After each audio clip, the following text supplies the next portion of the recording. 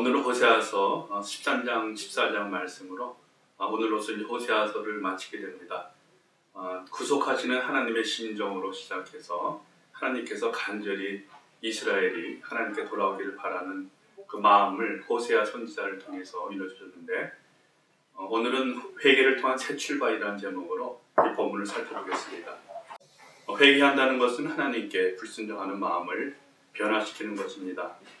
하나님께서 인자하심을 베푸셔서 우리를 인도하셔서 회개케 하시는데, 우리는 마음의 문을 열어서 하나님의 영이 우리를 거룩하게 만드시길 바라는 진지한 소망을 가지고 하나님께 나아가겠습니다. 회개는 자신을 성찰하고 구체적인 육신의 죄와 마음의 죄를 하나님께 고백하고, 죄를 범한 데 대한 혐오와 하나님을 거스린 데 대한 깊은 그런 뉘우침이 따라야 됩니다. 하지만 이것에 그치지 않고 죄를 짓지 않으려는 결심이 또한 따라야 됩니다. 회개는 거룩하시고 자비하신 하나님께 대한 바른 응답이며 순종이기에, 심지어 그리스도인이라 할지라도 회개를 거절하는 것은 자기 중심을 고집한다는 표시입니다. 진정한 회개는 하나님과의 관계를 회복시켜주고 우리가 하나님보다 더 의지하고 가치를 둔 것을 버림으로써 하나님 중심의 삶으로 신선한 출발을 하게 해줍니다. 오늘 본문을 통해서 회개의 중요성을 배우고, 또 우리 신앙생활에 있어서 회개가 얼마나 중요한 것인가를 재확인할 수 있습니다. 그 성경 진리를 보면은 우리가 죄를 회개하고 하나님께로 돌아갈 때 하나님은 우리를 용서해 주시고 회복시키신다는 것입니다. 삶의 적용 부분은 믿는 이들로 하여금 회개를 통해 하나님께로 돌이키고 삶의 새로운 출발을 하도록 돕는 것입니다. 오늘은 그 세 가지로 하나님의 호소, 하나님의 약속, 그리고 회개의 열매, 이 세 가지로서 13장, 14장 그 말씀을 살펴보겠습니다. 처음 13장 1절에서 16절까지 말씀인데, 본문은 1절에서 9절까지만 봉독하면 되겠습니다. 하나님의 호소에 대한 그 13장 1절에서 16절까지 말씀, 그 본문 계열을 보면은 호세아는 이 선지서에서 북왕국 이스라엘을 37번이나 이스라엘 지파의 이름을 따서 호칭합니다. 그러나 이 13장에서 온 백성들이 우상을 따라가는데 주도적인 역할을 했던 에브라임 지파를 들어서 직접 경고를 하십니다. 그리고 황량한 광야에서 어떻게 그들을 지켜주시고 먹이셨던 하나님의 뜻을 상기시키시면서 어떻게 그러한 구원자인 나를 잊어버리시는가 하면서 다고치십니다. 지난번 그 단과 베델의 금송아지 신상 그 지도를 보셨죠? 그 북이스라엘 여로보암이 북이스라엘 왕국을 건국하였고, 또 금송아지 그 숭배로서 멸망을 자초한 그것을 일러드렸는데, 지도에서 보시는 것처럼 그 열 지파가 그 에브라임을 중심으로 인해 에브라임 지파를 중심으로 열 왕국이 북이스라엘 왕국을 만들었고, 그 남유다는 유다 지파와 베냐민 지파, 그 중간에 베냐민 지파 껴있죠. 에브라임과 유다 사이에 베냐민과 유다 지파를 두 지파를 가지고 남유다 왕국을 꾸립니다. 그 여로보암이 그 왕국을 북이스라엘 건국한 그 배경에 대해서는 잠깐 말씀드렸지만은, 그 솔로몬이 많은 그런 건축 공사를 했기 때문에 그 이스라엘 백성들이 많은 그런 노동에 불려가면서 고통이 많았었어요. 그래서 이제 그 아야 선지자 예언에 따라서 그 여로보암이 열 지파의 왕이 된다라고 말씀드렸죠. 그래서 솔로몬이 죽은 후에 르호보암의 어리석은 기회를 타서 북방 열 지파가 그 왕이 지지를 받아서 여로보암이 왕이 오릅니다. 그리고 여로보암은 그 예루살렘의 성전에 제사 드리러 가는 그런 이스라엘 백성들로 인해서 혹시 자기를 배반할까봐 그런 염려에 의해서 금송아지 2개를 단과 베델에 놓게 됩니다. 그럼으로써 그 정치적인 또 종교적인 그런 완전한 그 분리 국가가 되는 것이죠. 그럼으로써 그 금송아지 우상 숭배를 하게 함으로 인해 가지고 결국 하나님을 배반하고 하나님 백성들을 죄에 빠뜨리는 그런 처지에 몰아넣게 됩니다. 그래서 첫 번째 그 하나님의 호소의 부분을 영적 빈곤에서 돌이키라, 그리고 교만에서 돌이키라 두 가지를 살펴보겠습니다. 1절에 보면은 에브라임이 말만 하면 모두 떨었다. 온 이스라엘이 그렇게 에브라임을 물어보았는데 바알신을 섬겨 죄를 짓고 말았으므로 이제 망하고 말았다. 말씀하시죠. 때로 세상에서 부족한 것이 없기 때문에 기도 제목 없이 사는 그런 사람들을 보게 됩니다. 그러나 그들은 이것이 바로 영적인 빈곤이라는 것을 알지 못합니다. 하나님께서 좋은 환경과 풍요로운 것을 허락하셨으며 더욱 낮아지려고 해야 하고 주님을 증거하며 어려운 사람들을 섬기는 일에 앞장서야 합니다. 그렇지만 에브라임 지파는 여러 면에서 뛰어나고 아쉬운 것이 없었기 때문에 주님을 전적으로 찾지 않았습니다. 결국 영적인 파멸로 다가가는 것도 모르는 채 이렇게 살았습니다. 그래서 결국 아침 안개 또 이른 새벽에 사라지는 이슬, 바람에 날아오는 쭉정이, 굴뚝에서 날아오는 연기같이 허망한 인생이 될 것임을 알아야 된다고 경고하십니다. 신명기 29장 19절 말씀이 바로 이러한 것을 표현하고 있는데 그러한 사람은 이런 저주의 말을 들으면서도 속으로 자기를 달래면서 내 고집대로 하여도 만사가 형통할 것이다 할 것이다. 너희가 그런 사람을 그대로 두면 맹렬한 재난을 만나서 파멸되고 말 것이다 라고 말씀하십니다. 두 번째, 교만에서 돌이키라 말씀인데 6절에 보면은 그들을 잘 먹였더니 먹는 대로 배가 불렀고 배가 부를수록 마음이 교만해지더니 마침내 나를 잊었다 이렇게 말씀하시죠. 이스라엘은 하나님께서 메마른 광야에서 지켜주셨고 축복의 땅으로 인도해 주셔서 풍요로움을 주셨습니다. 그런데 그들은 감사를 잊어버렸습니다. 모든 것을 허락하신 분은 잊어버리고 그분이 주시는 것에만 집중하였습니다. 그리고 쾌락과 자신들이 바라는 것을 위해서 왕을 의지하고 엉뚱한 우상에게 절하면서 스스로 노력으로 복을 누릴 것이라는 착각을 하게 된 것입니다. 신명기 8장 12절 14절 17절 말씀에 보면은 같은 내용이 나옵니다.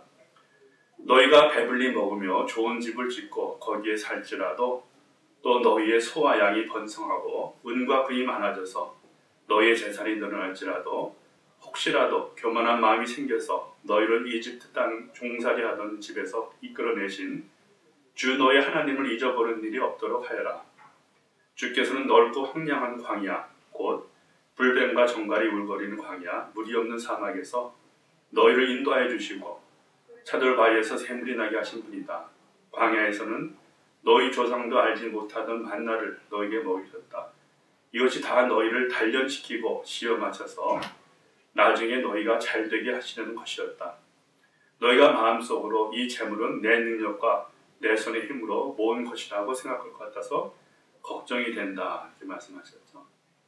14장 1절에서 7절 하나님의 약속 부분을 이렇게 살펴보겠습니다. 본문 개요는 하나님은 우리가 죄 가운데 거할 때에도 여전히 우리를 사랑하시고 우리가 죄를 뉘우치시고 돌이키면 그 죄를 용서해 주시고 불의해서 우리를 깨끗하게 해주신다고 약속하셨습니다. 우리의 죄가 아무리 더럽고 중하다 할지라도 하나님의 용서의 약속을 의심하면 안 될 것입니다. 그러나 여기는 조건이 있습니다. 요한일서 1장 9절 말씀 보면은 우리가 우리 죄를 자백하면 하나님은 신실하시고 의로우신 분이셔서 우리의 죄를 용서하시고 모든 불의에서 우리를 깨끗하게 해주실 것입니다. 하나님의 그 용서의 약속을 의심하면 안 되지만은 두 가지 우리가 생각할 것이 있는데 첫째는 말씀을 받들고 돌아오라는 것이고 또 통의하는 고백과 찬양으로 돌아오라라는 두 가지를 2절 말씀을 살펴보겠습니다. 2절 앞부분 말씀 보면은 너희는 말씀을 받들고 주께 돌아와서 이렇게 하려라. 모든 죄를 용서해 주시고 우리를 자비롭게 받아주십시오. 하나님께서 우리에게 주신 말씀, 그 명하신 것들과 약속을 사모하며 소중히 여기는 사람은 그만큼 하나님을 신뢰하고 사랑한다는 것을 나타냅니다. 말씀 한 구절 한 구절을 흘려버리지 않고 순종하려는 자세, 이러한 진실된 모습을 하나님은 보기를 원하십니다. 2절 뒷부분 보면은 수송아지를 드리는 대신에 우리가 입술을 열어 주를 찬양하겠습니다 말씀하시죠. 우리 약함과 한계로 인해서 불순종 가운데 있을 때에 우리가 해야 할 것은 무엇인가? 단순히 예배에 열심히 참여하고 순서를 따라가고 헌금을 드리는 것 이상이어야 될 것입니다. 주님 앞에 드러난 우리의 악하고 눅진 모습을 애통해 하면서 그러한 우리를 여전히 사랑하시고 참아주시고 기다려주시는 놀라운 은혜에 진정한 감사와 찬송을 주님께 드리길 원하는 마음으로 새로운 헌신과 결단의 마음으로 주님을 바라고 높이는 참된 예배를 원하시죠. 14장 8절에서 9절 말씀을 통해서 우리 회개 열매 부분을 살펴보겠습니다. 본 계열 보면은 침례요한이 회개에 알맞는 열매를 맺어라 마태복음 3장 8절에서 말씀하시죠. 했듯이 진정한 회개는 열매가 있습니다. 주님 앞에 자신의 죄를 인정하고 겸손해지고 또 죄에서 돌이켜 말씀을 따라 살게 되므로 구체적인 변화가 있게 됩니다. 지혜롭고 총명한 사람들은 이 원리를 깨달아 알고 있는 사람들입니다. 하나님의 약속과 말씀을 마음에 새기고 의로운 길을 따라가며 삶을 살게 됩니다. 또 세상이 어두워지고 혼돈에 빠져도 걸려 넘어지지 않고 올바른 길을 따라갈 것입니다. 하나님은 우리가 새로운 모습으로 변화될 것을 상상하시면서 간절히 기다리시는 심정이 여기에 드러나 있습니다. 그래서 회개 열매를 회복을 바라라 또 풍성함을 기대하라는 두 가지로 살펴보겠습니다. 진정한 회개는 무엇인가? 죄를 알고 뉘우치는 것만으로는 부족하죠. 하나님보다 더 따르고 또 의지하고 또 사랑하던 것을 버리고 불순종에서 돌이켜야 합니다. 8절 전반에 보면은 에브라임이 고백할 것이다. 나는 이제 우상들과 아무 상관이 없습니다. 그러면 나는 그게 응답할 것이다 말씀하시죠. 진심으로 죄를 뉘우치고 그 죄에서 돌이키면 죄의 권세에서 풀려나 더 이상 종노릇하지 않고 자유한 상태로 돌아가는 회복이 있을 것입니다. 또 하나님께서는 우리를 받아주시고 지켜주시고 우리의 기도에 응답하실 것이라고 했습니다. 불순종과 죄로 인해서 막혔던 하나님의 관계가 회복되는 것입니다. 하나님께서는 또 자신을 무성한 잣나무에 비교하시면서 필요한 생명의 열매를 언제나 얻을 수 있는 복된 삶의 그런 이심을 가르쳐 주십니다. 지혜롭고 총명한 사람들은 이러한 삶은 하나님 한 분 외에 세상 어느 누구도 약속할 수 없는 것을 압니다. 주님 안에서 바른 길을 선택하고 하나님의 의를 따라서 살라는 14장의 마지막 말씀이 이스라엘 백성들과 우리를 향한 하나님과 호세아의 마지막 충고입니다. 14장 9절 말씀을 보겠습니다. 지혜로운 사람은 여기에 쓴 것을 깨달아라. 총명한 사람은 이것을 마음에 새겨라. 주님의 길은 올바르다. 어려운 백성은 그 길을 따라 살아가지만 죄인은 비틀거리며 넘어질 것이다. 바로 하나님께서 이 호세아를 통해서 호세아 선지자를 통해서 우리에게 주시는 메시지가 이것입니다. 주님의 길은 올바르다. 우리는 깨닫고 마음판에 새겨서 이 길을 따라 살아가야 된다 하는 것을 이 호세아가 하나님을 대변하여서 우리에게 간절히 호소하고 계십니다. 학습 문제 세 가지를 보겠습니다. 첫 번째, 하나님은 이스라엘 백성들과 관계에서 자신을 어떻게 말하고 있는가? 13장 4절에 보면은 주 너의 하나님 구원자라고 표시하시죠. 또 죄는 이스라엘 백성들에게 어떻게 충격을 줬나? 14장 1절에 보면은 걸어서 거꾸로뜨렸죠. 또 회개할 때 하나님은 무엇을 약속하셨나? 14장 4절 보면은 반역하는 병을 고쳐주고 기꺼이 사랑하시겠다 하십니다. 우리는 어떻게 할 것인가? 자신이 하나님을 전적으로 의지하는 대신에 세상의 어떤 것이나 또는 어떤 사람을 쫓아가고 있는 것은 아닌지 늘 두려운 마음으로 살피고 있는가? 또 나는 교회와 목장 또는 가정의 영적인 지도자로서 지체나 가족들이 주님께 더 가까이 가는 것을 인도하기보다는 세상의 방법을 따라가게 하고 오히려 하나님에게 가까이 가는 길을 가로막고 있지는 않는가? 하나님은 우리가 예배드리는 겉모습뿐만 아니라 마음을 온전히 드리기를 원하십니다. 성령님의 세미한 음성과 말씀을 통해서 계속 도전하고 계시는 우리가 예수님께 집중하지 못하도록 방해하고 있는 자기의 고집, 탐욕, 나태함, 끊어야 할 나쁜 습관 등은 무엇인가? 성령님의 조명하심을 구하고 말씀의 기준에 비추어 자신의 영적 상태를 늘 점검해보며 회개하여 돌이키는데 게으르지 않는 삶을 살도록 해야겠습니다. 은혜로운 성경 공부하시기 바랍니다.